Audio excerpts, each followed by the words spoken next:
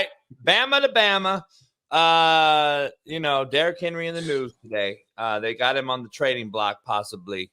I got my 5 teams where I think he will go. I did a little research as far as draft capital and shit like that. Do you see however many, you don't have to have 5, but where do you see him being traded to? And then what do you get in return? Because obviously you're not going to get nothing in return but some draft capital. You're going to get some draft picks back, and they're probably not going to be 3rd or 4th rounder. They're going to be like 3rd or 4th round picks, which is crazy to say for a guy like Derrick Henry, who's done what he's done. But you can see the running back market. This is why cats ain't paying them, because they don't last very long in this league, which is it's a sad reality. I guess you want the term I'll use. It's a sad reality. Where do you see him going, and why? Man, it's tough, man. I mean, I could see Seattle. They run that downhill offense, a pro-style offense, and that's what he needs to be.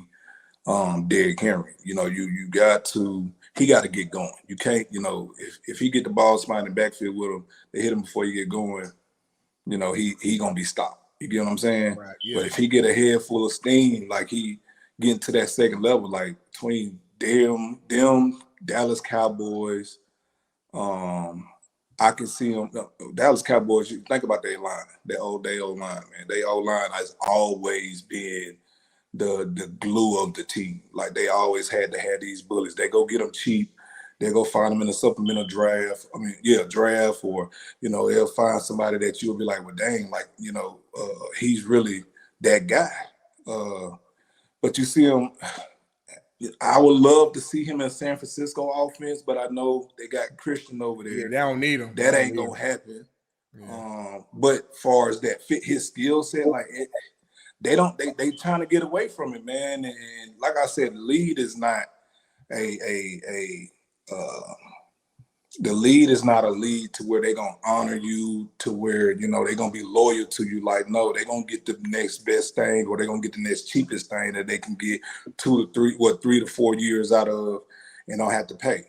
We all know that. I mean, with all that, man, Derrick Henry rushed for 2,000 yards, 2 or 3 years in a row now, or he's been at the top 5, at least a top 2 overall yards, yeah, for the last 5 years, and he still ain't win MVP with a 2,000-yard season. You get what I'm saying? Like, they just don't show the running backs no love when it comes to that, bro. Like, it's tough, man.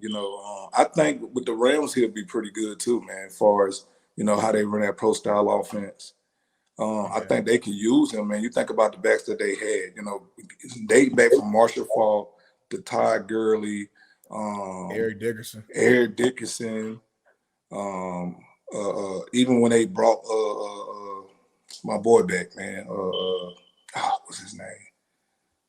Man, he played in the championship game. Was it Carlos? No, was it CJ Dansby? No, CJ. You're talking about Steven Jackson, right? That's back in the days.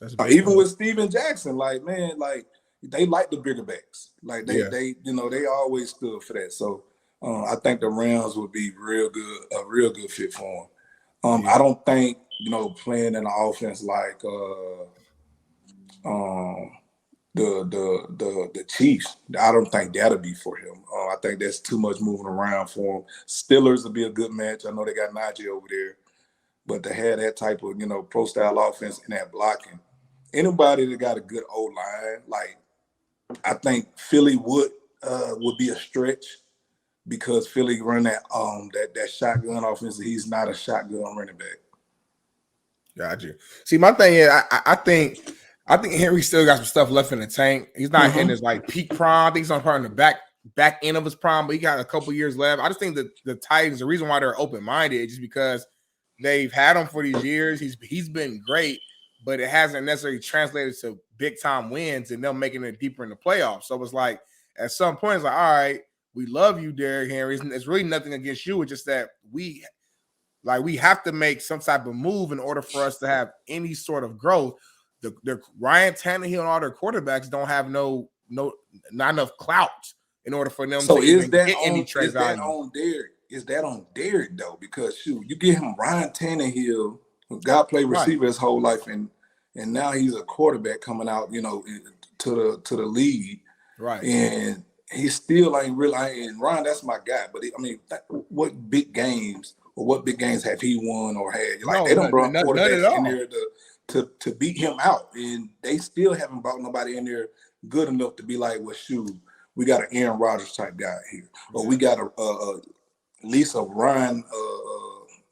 Matt Ryan in here. At least they ain't brought no Andrew Luck in there. Like they haven't brought them type of guys around him, or you get these older receivers. Not saying anything about anybody else, but they don't really put a receiving game around them either, or that defense ain't legit every year either. So I don't blame it all on Derrick, and that's what we get into the fact of like the NFL teams try to save their face and put it off on somebody else. But see, I don't look at it that way. So like me, I'm not blaming Derrick Henry at all. I don't think nobody could blame Derrick Henry. He's been, look what he's done. He's been phenomenal. I'm saying if I'm an organization from a business standpoint, he's the only true, like, real valuable asset I have offensively that I can still, at this point in his career, get something back in return. I do think they can get a nice second round pick, like, out of Derrick Henry, maybe a second and a third. I do think they can get some true value out of him. So I think it's less about him not performing well or not doing his job.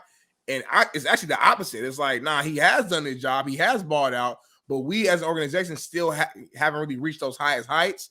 And, the definition of insanity is doing the exact same thing and expecting different results. So I'm going to keep bringing back the same exact team and expect a different result. It's not going to happen. So it's like, I might as well trade him, allow him to end his career off on hopefully a competitive team, a team that can actually go out there and contend. And then in return, we get a valuable draft pick, start, get a little younger, get a little more youth in us.